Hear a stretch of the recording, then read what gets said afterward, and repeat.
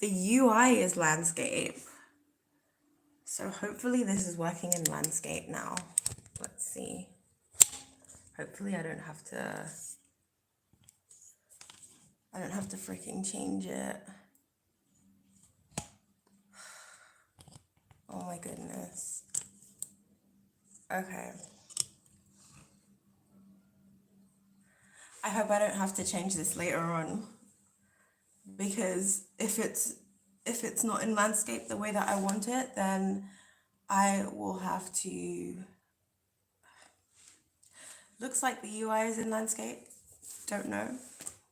Another spontaneous live. So in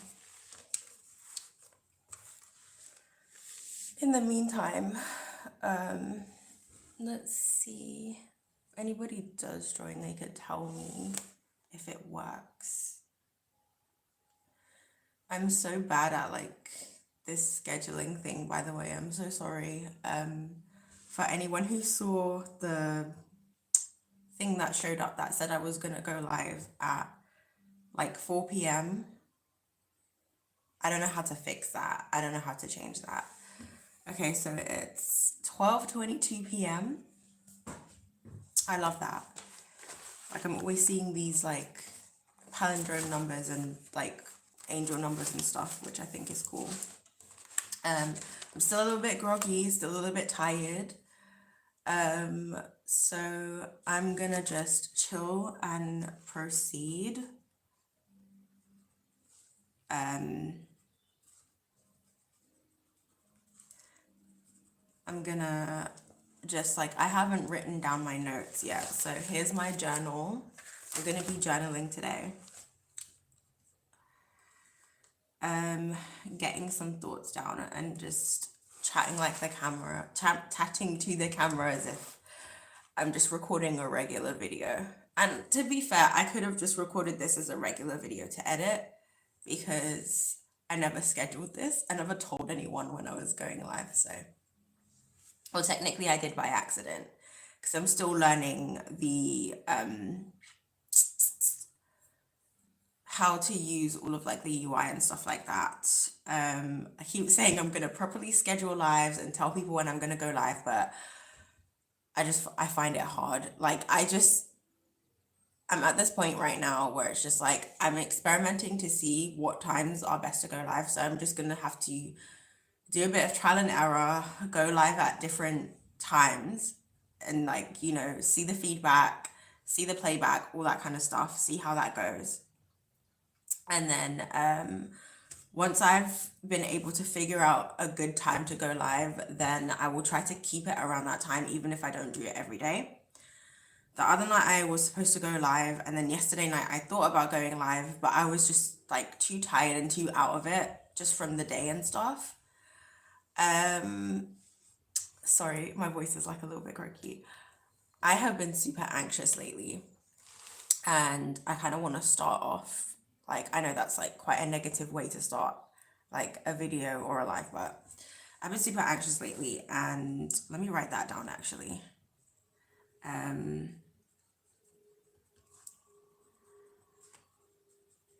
Anxiety has been up lately, and I'm just gonna brainstorm from there and kind of put this in like a bubble,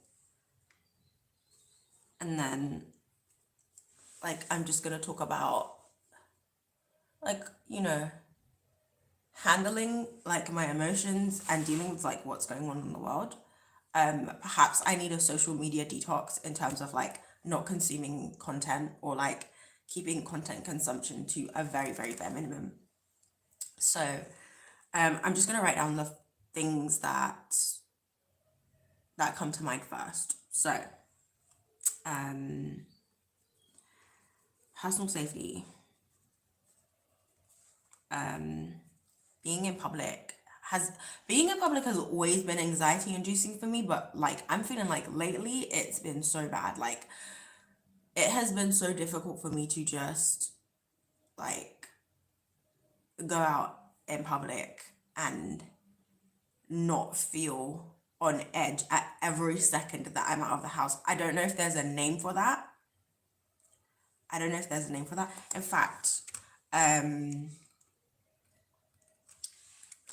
me see, because I've got my laptop in front of me. Anxiety, and I think it's called, is agoraphobia the one where you're scared of going inside or going outside? Let's have a look. Agoraphobia. Fear of leaving the house. Okay. Fearing and avoiding spaces or situations. Okay, it's about panic and feeling trapped, helpless, or embarrassed, or fearing an upcoming situation. Okay, so I definitely like, I've been having this fear of like fear of being in public. Okay, that's one. And then we can connect that to like, fear of panic, I guess, but that's quite vague.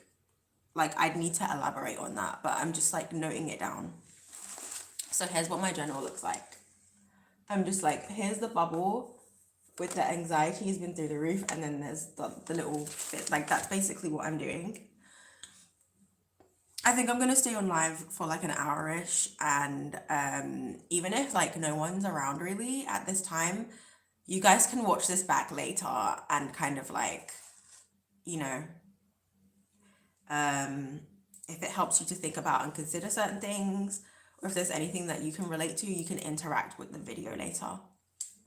I'm just hoping that, because this is landscape now, and I'm hoping that it's working properly as I want it to, but regardless, we're going to continue. So the fear of panic, what else? Like my, I guess, anxiety is around safety and not feeling safe. So I put personal safety, and then I'm going to link that to public safety, because one of the things that has set off my anxiety lately is the things that have like I've been hearing on social media, and like I don't go out of my way to watch the news, but sometimes I catch wind of it, like just through day-to-day life, or even online, but also offline, talking to people, all that kind of stuff. So the public safety thing is also a fear. Times are changing. I'm gonna put that like, gonna connect that there. Times are changing.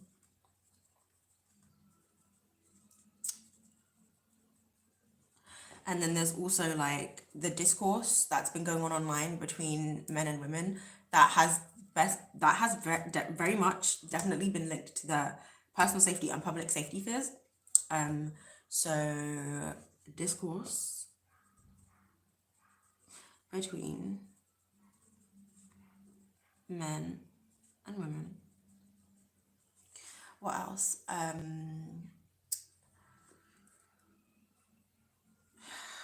Things that have like not been immediately at the front of my mind, but like just been on my mind like peripherally for a really long time, like months to years. Food security. What else? War, disease, like health anxiety and stuff like that. Feeling not in control. Feeling not in control. And the reason why I'm sharing this so comfortably publicly is because I know that this is something that a lot of people are dealing with right now, and a lot of people have been dealing with to varying degrees, not just since the pandemic, but just since like forever. In every generation, we've had these things like war, food insecurity, disease, economic struggle. Let me put economic insecurity or uncertainty. Putting that down. And also, what else? Just all these things that have been happening, that have been going on, are like, they tie into this like personal anxiety and public anxiety that in the collective consciousness. And I kind of want to talk about how I brainstorm, and like when I'm having particularly anxious episodes, I like write this stuff down, and like I process it. I help myself to process it through like breaking down the things that are causing me issues, and then from there I can find solutions to help me with it. And I wanted to share this kind of process with you guys and just talk a little bit about it. If needs be, I can make this into like a recorded video as well, depending on how this live goes. But I'm going to leave this up anyway after it's done, just because I want this to be available to people to look back on later. So we've got the anxiety has been up lately. The thing I love about journaling also is that like you can make it as personal as you want. You can make it your own. If you're feeling even anxious and just overstimulated about the process of journaling, you can do little scribbles and stuff if you feel anxious to help you process your feelings, exclamation marks, little swirls. Sorry if this thing is shaking a lot. Little swirls. You can even get colored highlighters or markers or pencils or whatever, and just make the whole process more personal to you, whatever makes you most comfortable. And you can pause and like be slow with it and take your time. I am information and communication oriented. I love to talk. I love to write. I write a lot, but I know that the process of writing and stuff is really exhausting for some people. I also like to paint and draw. So if that is something that would be good for you, then you can get a small notepad or like a coloring book, whatever you have, while you're listening to this or while you're doing this in your own time, and you can just use that as like a conduit for like processing what you're experiencing in real time, what you're experiencing in your mind and in your body. And you can just paint and draw what you feel.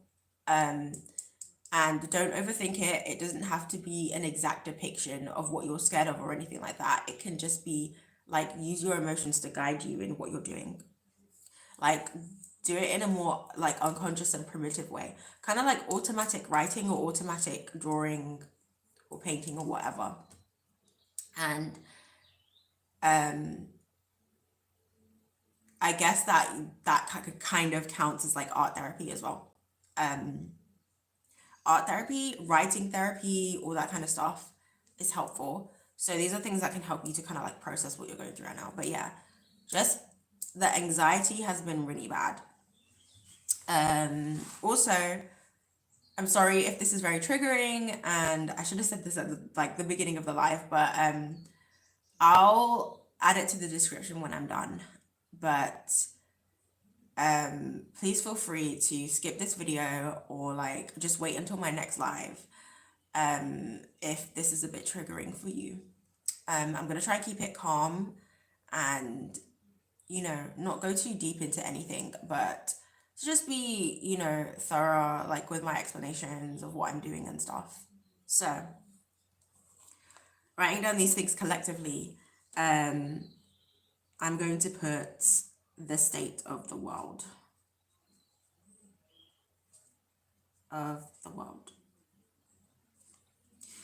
And I'm going to put how it makes me feel, and it makes me feel very uncomfortable. So the state of the world feels very uncomfortable.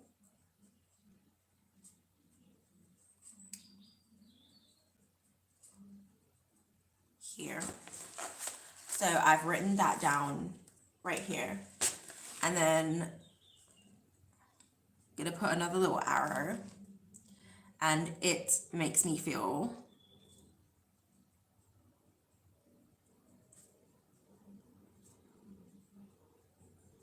out. of control and unsafe. Sorry guys if this feels like you're in a class or in a therapy session or something like that. I'm sorry. I didn't mean to make it feel like that. I just like want to share these things because they help me. And usually I do this in silence. And I just take this time by myself and breathe by myself. Also, reminder, if you need to hydrate, get some water and hydrate yourself. It's important to get enough water so that your brain and your body can function properly. Oh.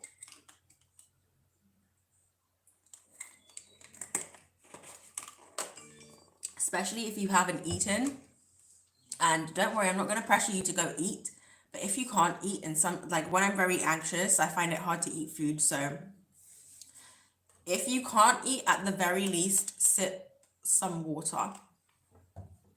Sip some water because you can go, your body can do a lot more with water and no food than with no food and no water, if that makes sense.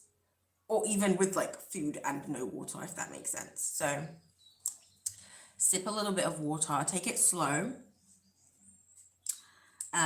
So the state of the world makes me feel very uncomfortable.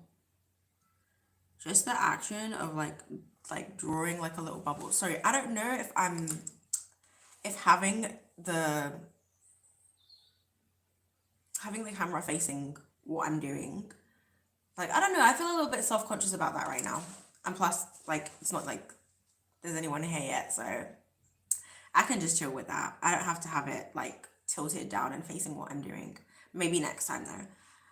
But I'm drawing like a bubble around the statement, the state of the world feels very uncomfortable, because that's a main thought that all of these thoughts kind of collectively encompass and embody. Like, being able to observe your thoughts and to see your thoughts as their own things that are separate from you is very helpful in this process, because it really helps you to understand them and to allow yourself to sit with them without like basically freaking out too much. So the state of the world was very uncomfortable, and like, it's such a blanket statement. That's what it is, a blanket statement. And it's a blanket statement or a blanket thought, and all these other little thoughts kind of like make what this is. And then it makes me feel, this is another main one, it makes me feel out of control and unsafe. And for you personally, safety might not be the biggest thing. Like, for you personally, there might be a different main thing. The main thing might be just, oh, I don't want my family to go hungry. And you might think, oh yeah, that kind of encompasses safety. But the main thing is like security. Safety and security, they're not necessarily mutually exclusive. They often come hand in hand, but they're not necessarily mutually exclusive. For me, it's just like a general thing of feeling safe, where at any given time. A lot of the times I feel unsafe and exposed. You know, dealing with the germs, you know, like the health anxiety, all that kind of stuff. It's a big thing for me. So my personal safety, and then there's also like not trusting. I'm gonna put that on. I do not trust people or their intentions. It's embarrassing when I go out in public sometimes and I'm standing in a queue with people, or like I have to walk past people on the street, and my body is rising, my nervous system starts to rise into fight or flight, even with people that look very obviously harmless. But especially with people who I can't identify their faces, I can't see what they're gonna do. And I just deal with this every day, and I try to mask as best as I can, but it does make going out, like even when I'm traveling like locally for work and stuff, it can make it hard. So it's something that I'm working on, and it's something that I'm working to break down and understand much, much better. So not trusting people and their intentions is a very real and valid thing. It's a valid fear. But it can get in the way of like just relaxing and allowing yourself to understand that like you are safe, and most people out on the street are just everyday people just like you, and everyone's like dealing with their own things, and you know, and this is not to make you feel guilty or anything, but like just not judging people um straight off the bat without actually like understanding or being aware of your surroundings, because like when you get too far into hyper awareness, you also get to the point where like you're it's like it's the other extreme to not being aware of your surroundings at all or having no fear. It's like it's the other extreme. It's having too much fear to the point where you're like irrational about everything that's going on around you, and it makes you feel like your nervous system is just going in overdrive and you feel extremely anxious. That's basically what we're working on, or what I'm working on personally lately. And I know that I'm not the only one, because of the times that we're living in right now. Like, a lot of people are dealing with this. A lot of people.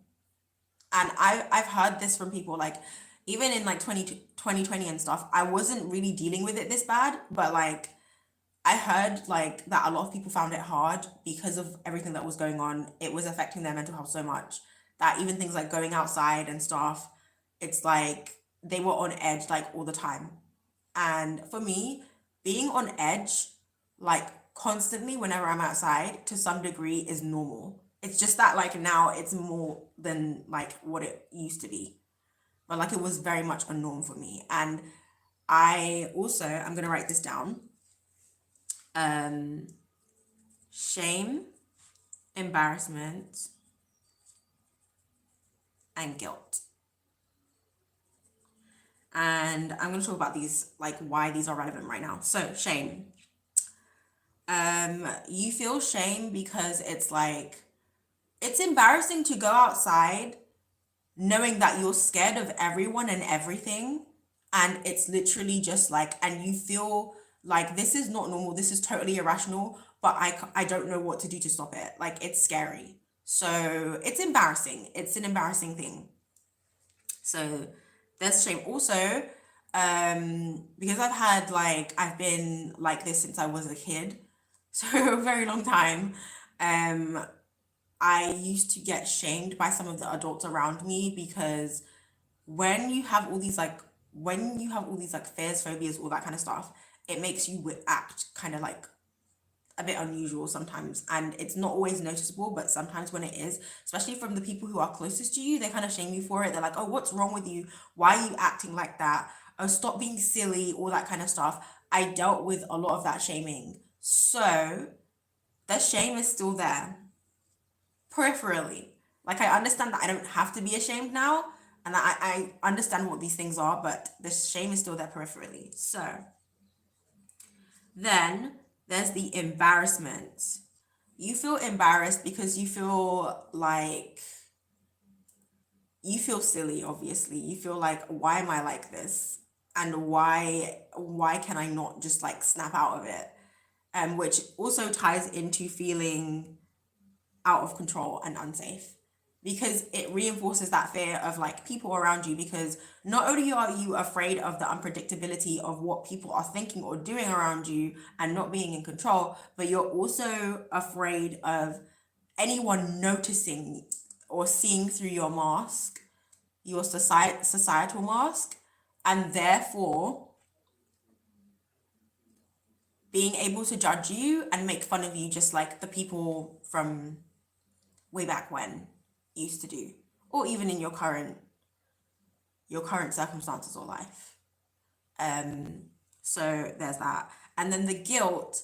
You feel guilt because low key you're allowing your fear to judge other people or other things outside of you, and you don't necessarily, it's not necessarily your right to judge people. I mean, you reserve the right to have your own like perception of whatever's going on around you, whatever you see, hear, experience. And that is in itself judging. You need to judge in order to survive, right? But I'm talking judging in a sense of like projecting assumptions onto people about them. I feel a lot of guilt because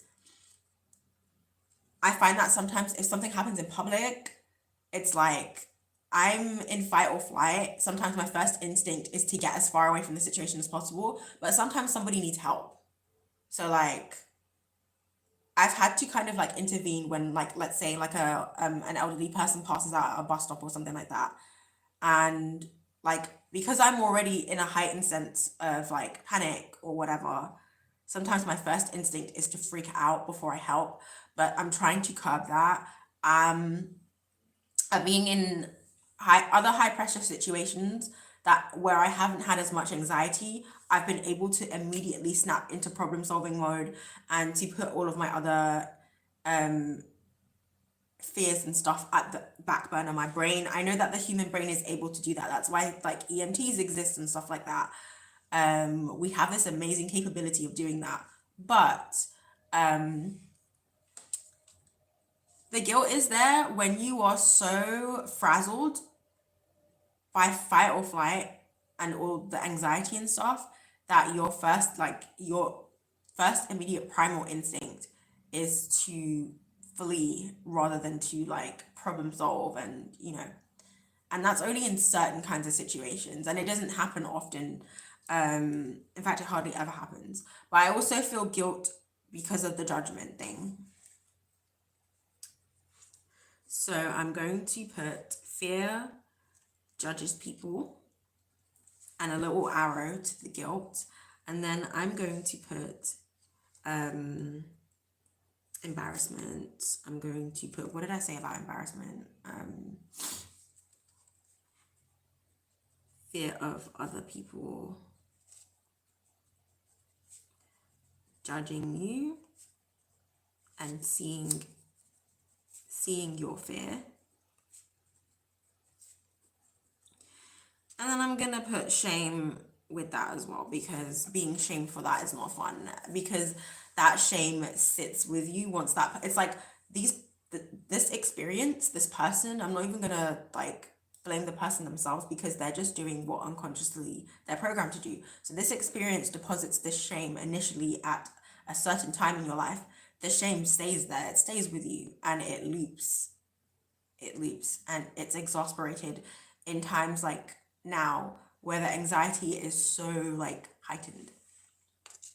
So yeah, fear judges people because that's what it's supposed to do.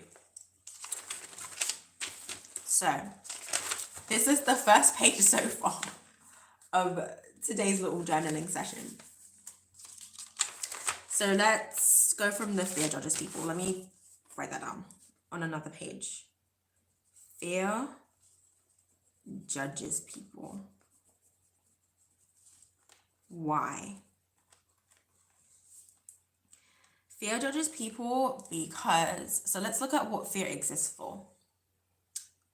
Fear, things like fear and anger and those kind of really strong, primal, instinctive emotions, states of being, they are there for survival.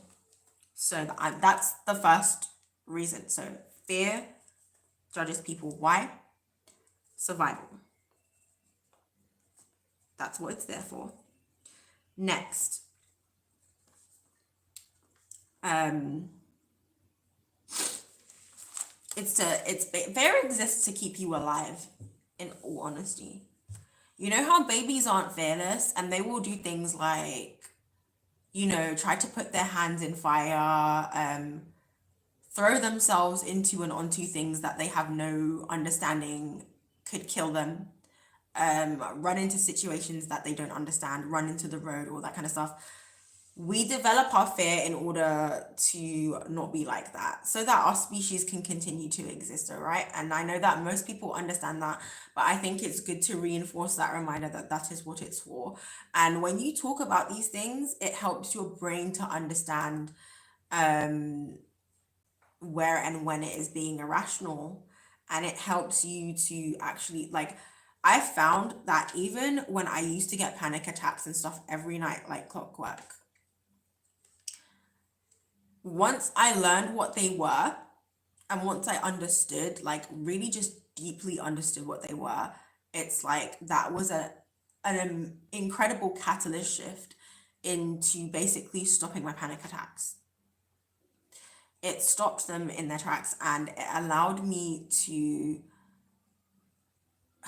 just feel like I had more control, more power in terms of like knowing, oh, this is like happening because of this, but I don't have to be afraid. It's okay.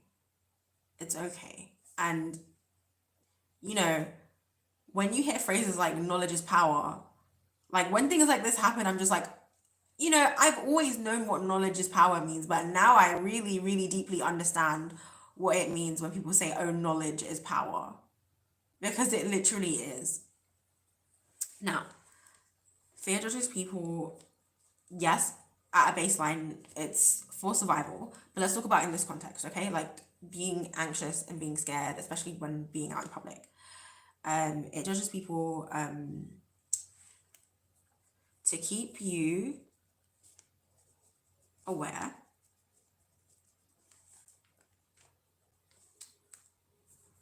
so that you know who and what to avoid, to give you a sense of control of your situation,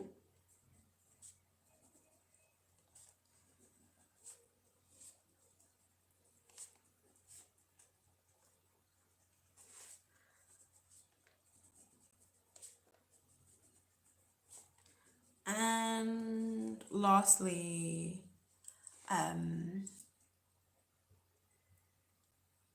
to prolong and conserve a sense of safety. I don't know. I'm gonna write it down anyway. To prolong and conserve a sense of safety. Or to create a sense of safety if there isn't any. To create a sense of safety if possible. And here's the kicker: when you're that anxious, it's impossible to feel safe. There we go. The safety if possible.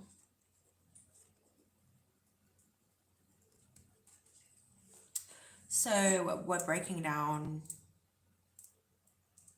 the anxiety.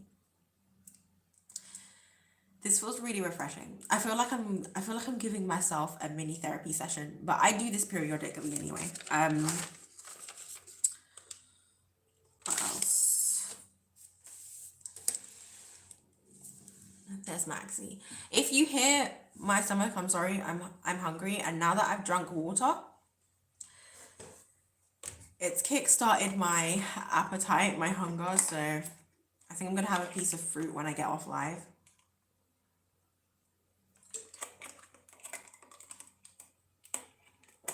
Okay, it's coming up to 1 p.m. I think I'm gonna give it another 10-20 minutes, and then I'm gonna jump off and like process this so that you guys can watch the playback. Okay. Create a sense of safety if possible. Right. So we're talking about the fear, how the fear judges people, not just people in situations, but I wrote specifically fear judges people because in my personal situation, that's what's happening. And I guess if any of you guys can relate, that's what's happening. But it also judges situations. I am particularly sensitive. Okay, before I say this, let me just write this down. Sensory triggers in high anxious states.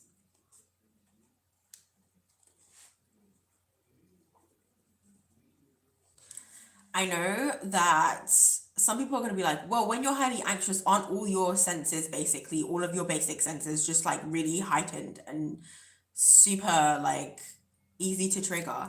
And yes, but no. So generally speaking, yes, but like because that's how the function works. But like it will, there's variations between individuals. Do I have any published thing up to prove to you that this is true?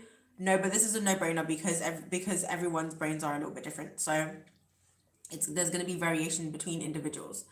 So for me, in particular, sounds for me. So when I'm outside, footsteps, coughing, gagging, spitting, shouting, footsteps. Sorry if this is triggering. Sorry, guys.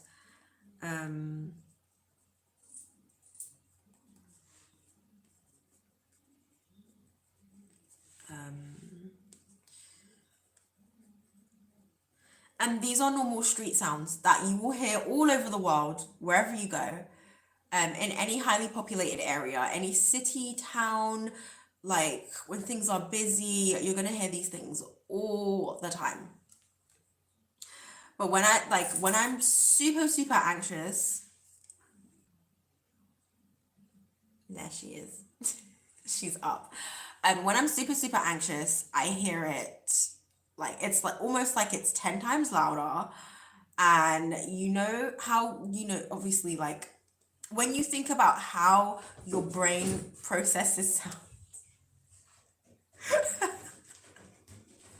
when you think about how your brain processes sound, and all the nerves and the neurons and stuff, it's like when you hear these things, it's like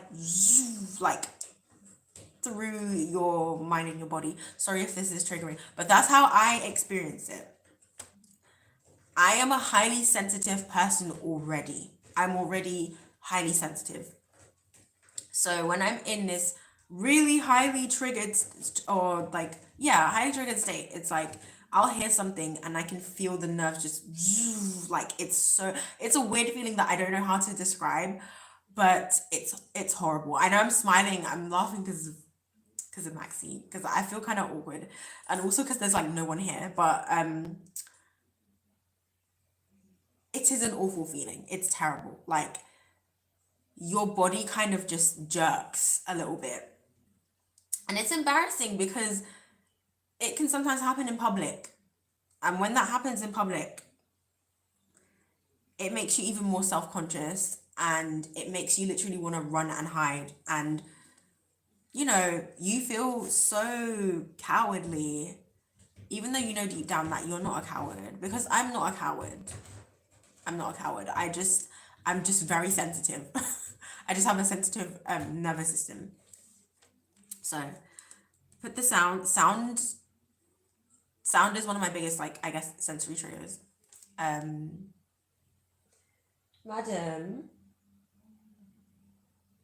I think she's ready to play.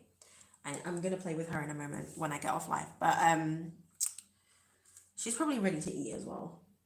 Yeah, she just looked at me. She's just like, yep.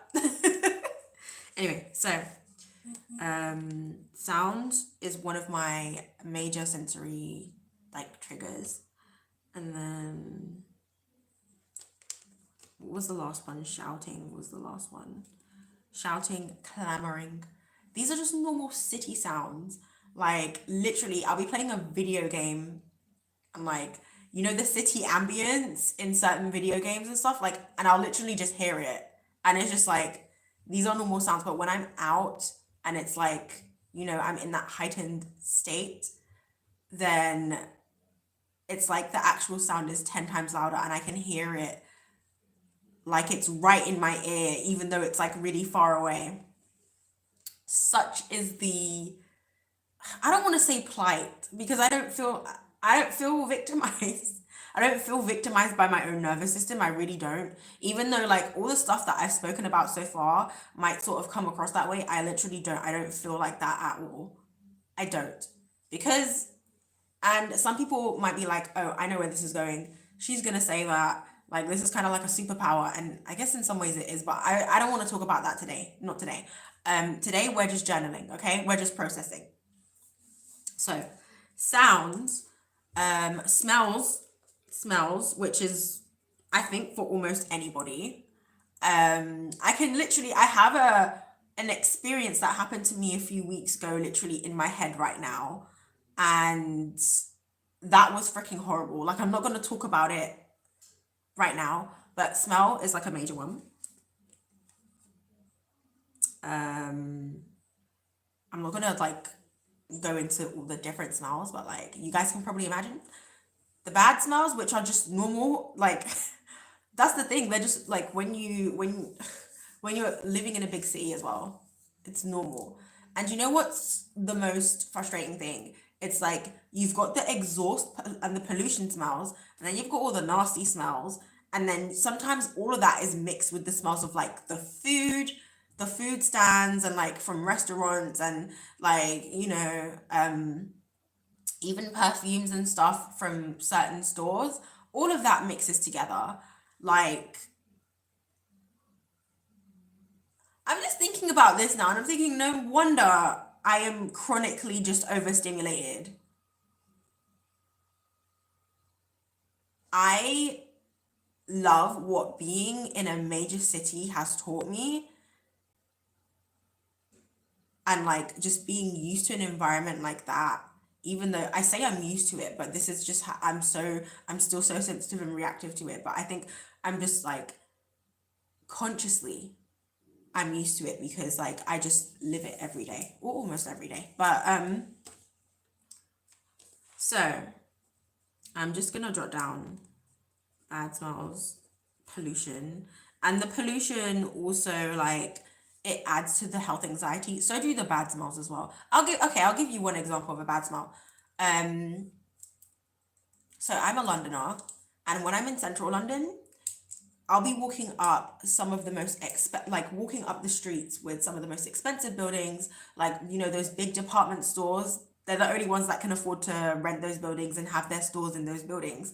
And, all this really interesting architecture and all the stuff that the tourists come to see.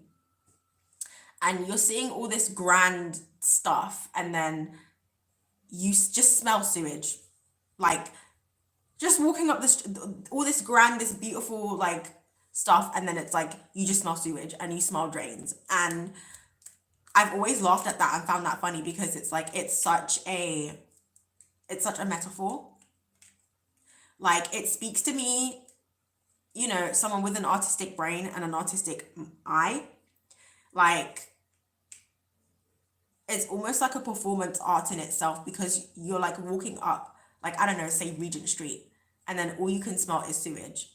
But everything around you looks so grand and like, oh my God, this is amazing. Oh my God, London, London, amazing, amazing. And then it's like, you know, it just speaks to me on so many levels about everything from like colonialism to, the government. And then it's like, you think about this country, the history of this country, everything about this country, the weather, all that kind of stuff. And this is not to dump on the UK. I'm being honest because I'm a Brit, meaning I was raised here, and like this is my country by passport and by birth. So, but I'm just thinking about it all, and I'm just like, there's a lot of irony in that, and I just wanted to throw that in there. Anyway, so bad smells, pollution, mix up with all the more pleasant smells, and it's overstimulating and confusing.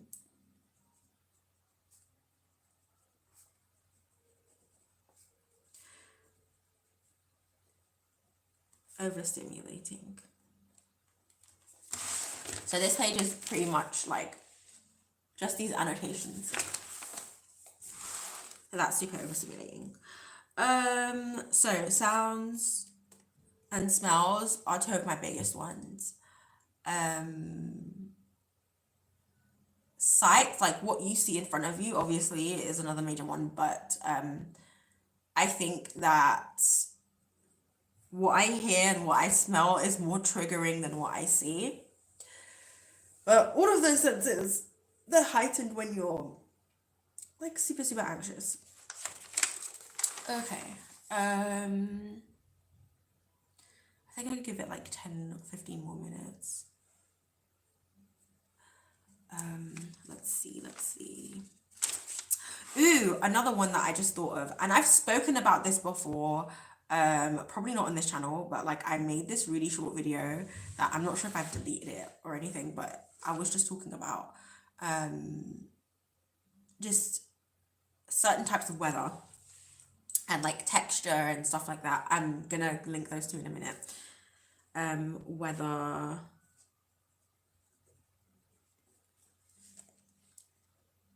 texture. And the example that I spoke about in that short video was basically like, and I've explained this to people before, but I feel like I've never had anyone be like, yes, I totally understand what you mean because same. And I think this is really weird for a lot of people, or like they're just like, okay, like what?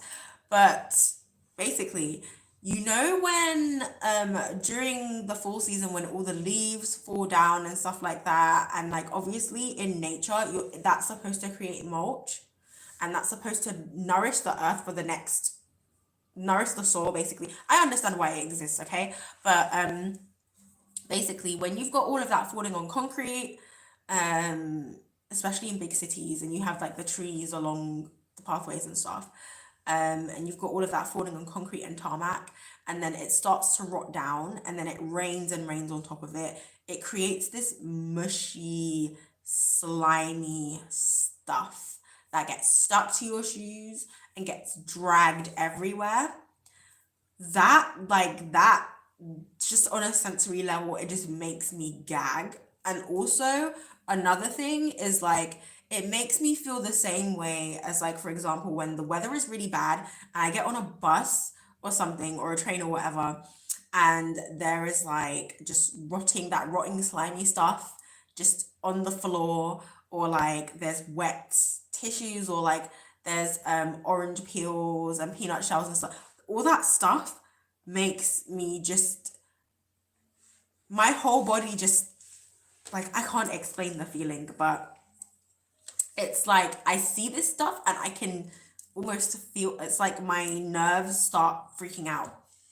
I don't know what that is. I don't know what it's called. I don't know where it comes from, but I'm just gonna put weather and like textures, and like some of you might say, oh, that is because of an unclean environment, but no, because I love a clean environment and I'm fussy about having a clean environment, and I like to be really just super anal about it. But it's not that. That is something separate that exists and feels separate in my body and in my nerves.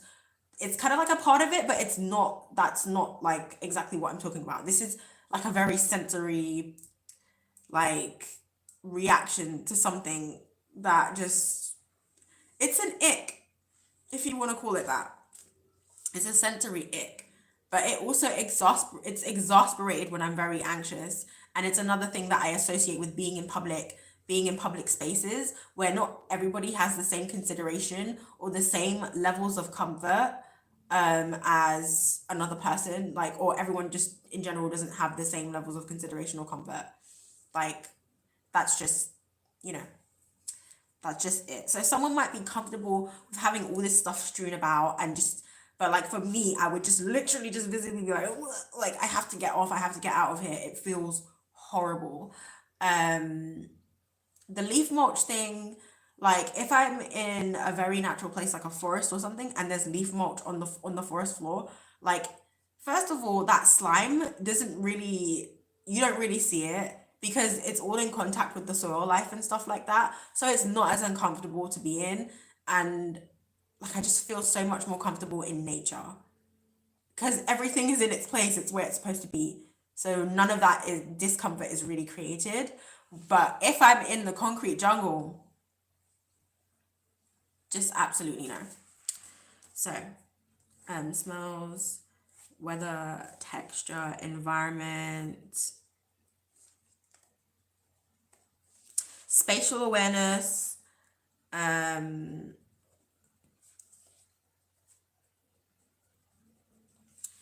so in the UK, And I'm not sure if I can say for all of Europe, but I know that for a lot of Europe as well, I feel like everything is smaller. So like the houses in generally are smaller, um, which I hate. No, sometimes there's an advantage to that because I don't like it when houses are too big either. And I feel like in the US, the houses sometimes they're big, they're really big, and I feel like they're just not built as well. Like a lot of them are quite flimsy. People in the US, please don't come for me. That's just how I feel. And I know that there are some houses in the US that are very well built and can stand the test of time and all that, but I feel like a lot of the time you guys got those flat pack houses. I don't I'm sorry, don't mean to hate. You guys have a lot of beautiful homes. There's a lot of things that I love about the design of like American homes, especially modern American homes. But generally speaking, there are pros and cons to like every. So anyway, going off on a tangent. So, especially in London, we are densely populated. We are all shoved into such small spaces and just everything is just squeezed. It's like everything and everyone is squeezed into much smaller proximities, and I hate that. It drives me wild in the worst way possible. Like I feel like a like being on a packed train or a bus, I feel like a snappy chihuahua. I feel like a ticking time bomb, and I mask it very well because I've become accustomed to it. School commutes, work commutes, whatever. I say school commutes. I've never really had to commute to school, but you know what I mean. I've had to go with the morning rush and stuff like that, and I hate it. Um, so the spatial awareness thing is very triggering. Being so like imagine a cold winter morning. It's like 7:50 a.m. You're on public transport. You're squeezed, stuffed onto a train or a bus, and then like people are yawning really like openly in your face, coughing openly, not covering their mouths, no self-awareness because they're tired and they're not thinking about these things. They're tired, you know, they have to work. They're literally in zombie mode, so many people, which I don't blame them for. And that is extremely triggering also. And like I said, I don't blame them, but it's very triggering. And like for someone who's just so high strung, that's the right term, high strung, especially in these kind of places, it's like it's so scary. I'm sorry if that was triggering. I'm really gonna have to put like a massive trigger warning in the comments or in the description for anyone who watches the playback because although this is helping me, this journaling session is helping me, it's quite triggering. So apologies. So the spatial awareness, that is a massive trigger. Tight spaces, small spaces, and crowds, which is a big one for a lot of people, especially in times like these. You don't really want to be in crowded places. So let's have a little overview. So anxiety has been up lately. This is the first page. So we're looking at the first page. We're having like a mini overview. So personal safety, fear of being public, fear of panic, public safety, and then food security, war, disease, a feeling of not in control, discourse between men and women, times are changing, economic uncertainty. I didn't go too deep into those because like I don't want to go into like an existential spiral on live. Like we're not trying to do that. We're literally just trying to break down and understanding anxiety right now and just doing a little journaling session to help that. That's literally all this is for. And then major statement. All that goes into the state of the world feels very uncomfortable. And then it makes me feel out of control and unsafe. Maxie's starting to herd me because she knows that it's coming up to it's going to be her lunchtime soon, so she's right there. Yeah. And then linked to these, the shame, the embarrassment, and the guilt, the judgment, being judged, masked, being unmasked, all that kind of stuff, all linked. I do not trust people and their intentions, fear of people judging you and seeing your fear, or your fear of them specifically as well. I'm gonna just note that in.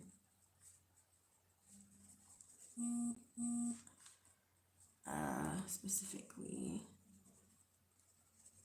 I really need to turn notifications off when I'm going live, but I just get lazy to do it.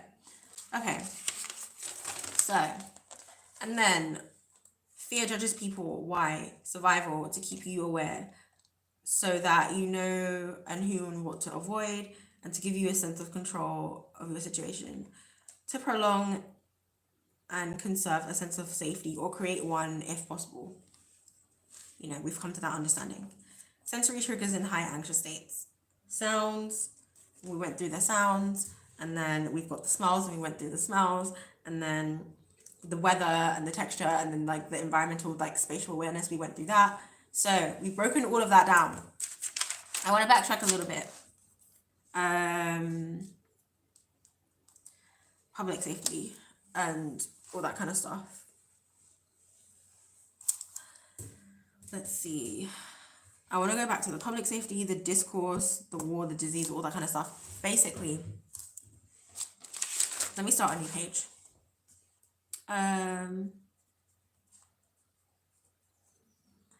Safety, state of world and social media. Because that's what I want to talk about. I want to talk about social media, and I'm going to wrap this up in like a few minutes. But, so, social media, especially short form content, can be highly informative in a short span of time.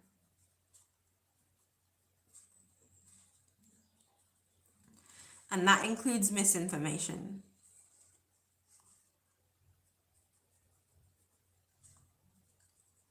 Sorry, I'm writing this down. That includes misinformation. What else can we say? It's important to social media detox because it impacts your perception and your reality. It is important to social media detox as it affects perception and reality. What else? Then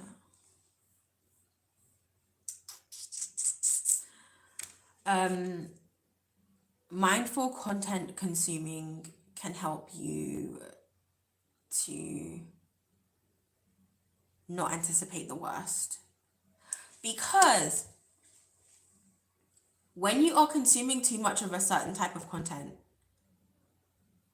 it literally rewires your brain. And when it rewires your brain to a certain point, that becomes what your reality is. I'm not going to talk about how that works. You can go and do the scientific research. You can look up the studies, you can look up the neurobiology of it all and how all of that kind of works. I'll let you do your own research, but it's very well documented and understood now. And you can kind of test that for yourself as well. So being mindful about what you're consuming. Like, I'll give you an example.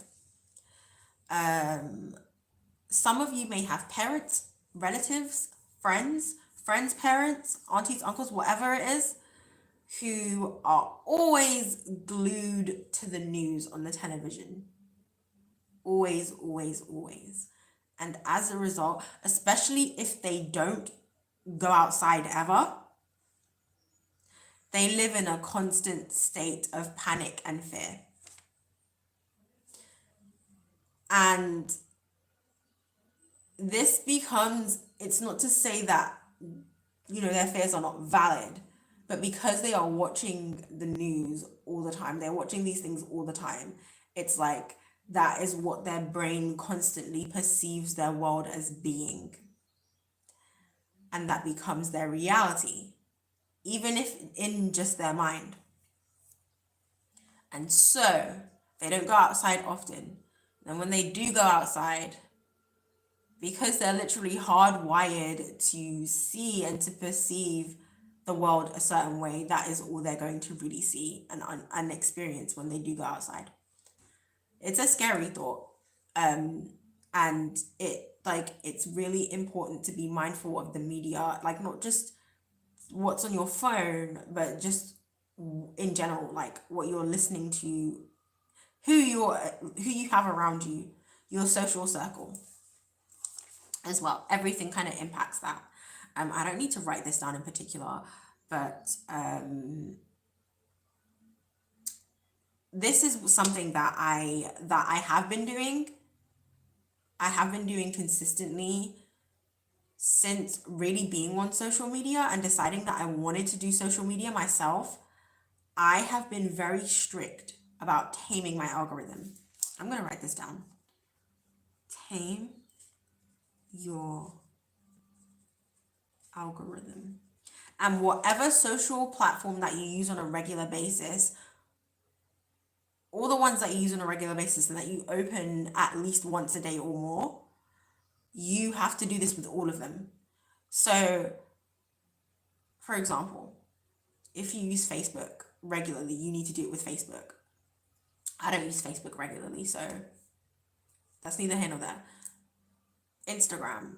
If you use Instagram, you need to do this with Instagram. Instagram is such a visual platform, and Instagram is such a triggering platform for a lot of people because it's all about image, and it affects people's mental health a lot, especially when you're just consuming. So you have to be really careful. TikTok is another one.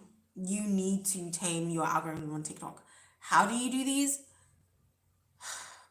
Guys, if you're on a video that you do not like and something about it upsets you, even if you feel compelled to say something, please do not comment or interact with or engage with videos that you do not like.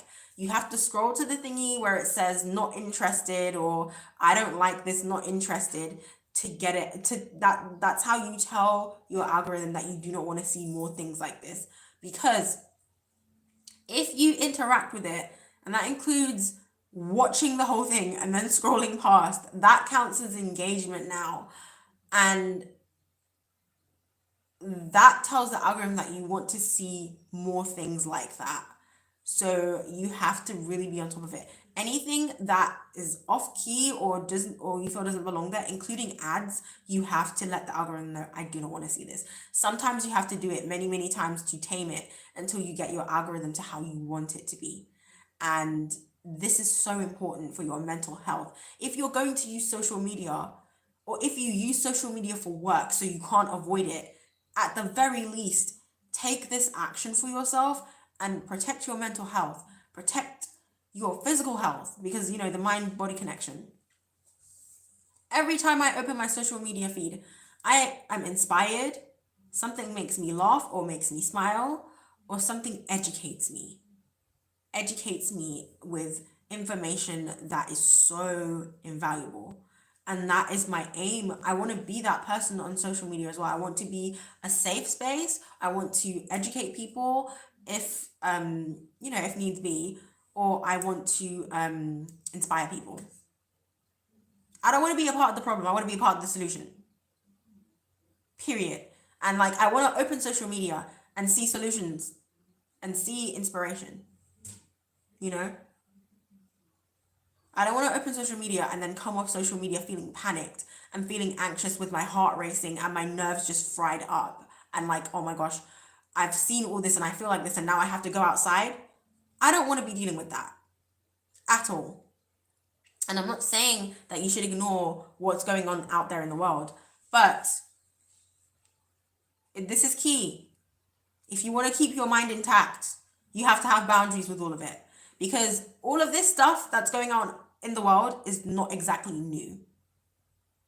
But you're slowly being manipulated. to be living in fear, and that's not good. And it's easy to say, oh, I can't use social media. Like, no, you can. Social media is a very, very powerful tool. It can help you to make money. It can help you to connect with people who you otherwise wouldn't be able to connect with. It's how you use it. You know what they say about medicine, the poison or the medicine is in the dose. Literally the same thing with these social media platforms and whatnot. So taming your algorithm is important for your mental health. For mental health. Educate yourself, but take breaks and switch up the content. Okay?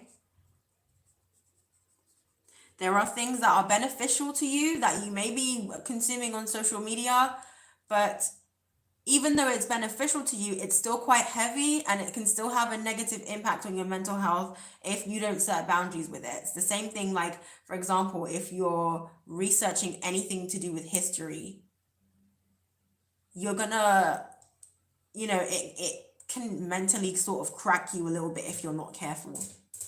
So it's important that you take breaks. Educate yourself, but take content breaks.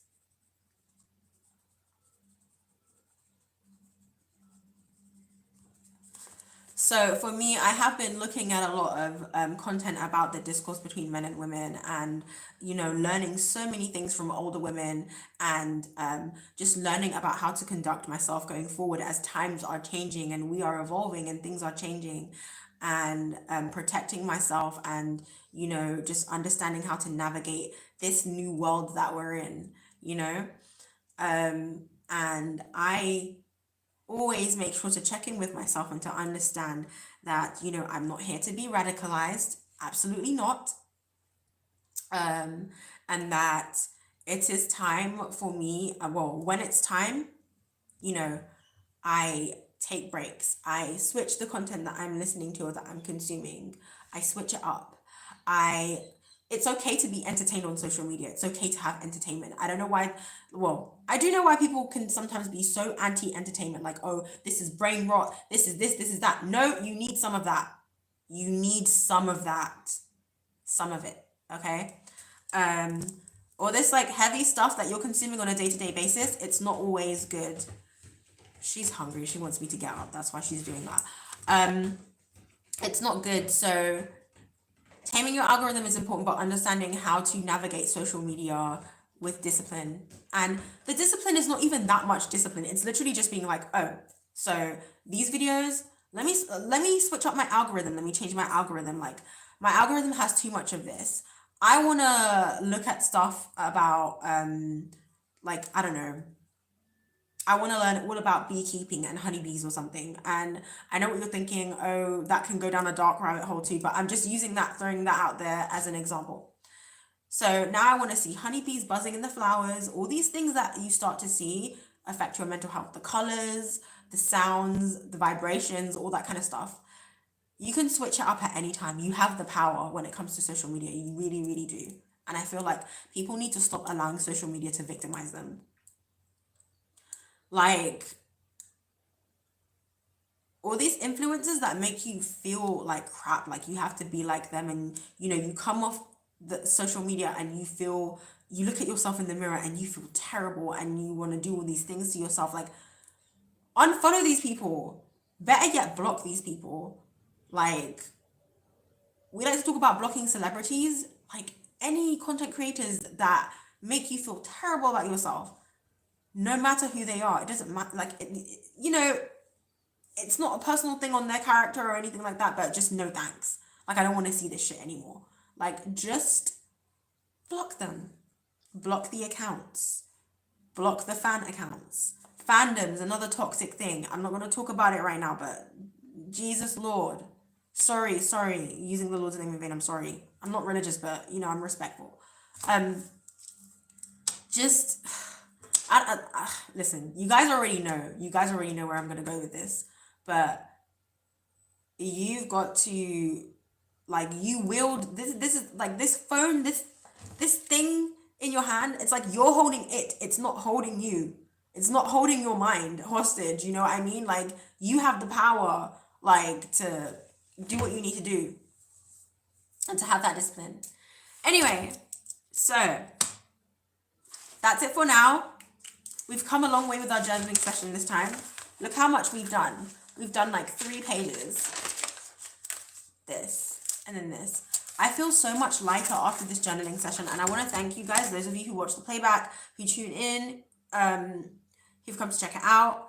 I'm sorry that I haven't been scheduling my lives properly, and this is what I get for not scheduling my lives. Literally no one is here, as far as I know. But for those of you who tune in, thank you so much. Maxie says hi. Yes. Yes, honey. Yes. I know, she's hungry. Anyway, thanks so much. I will see you guys in the next live, and I'll try to schedule it properly, actually, so that we can properly hang out and have fun and talk about a more light-hearted topic. I hope this video helped. And most importantly, I really hope that this is in landscape when I actually do the playback. She's hurting me. Okay. Let me figure out how to get off this thing. All right. See you guys later. Bye.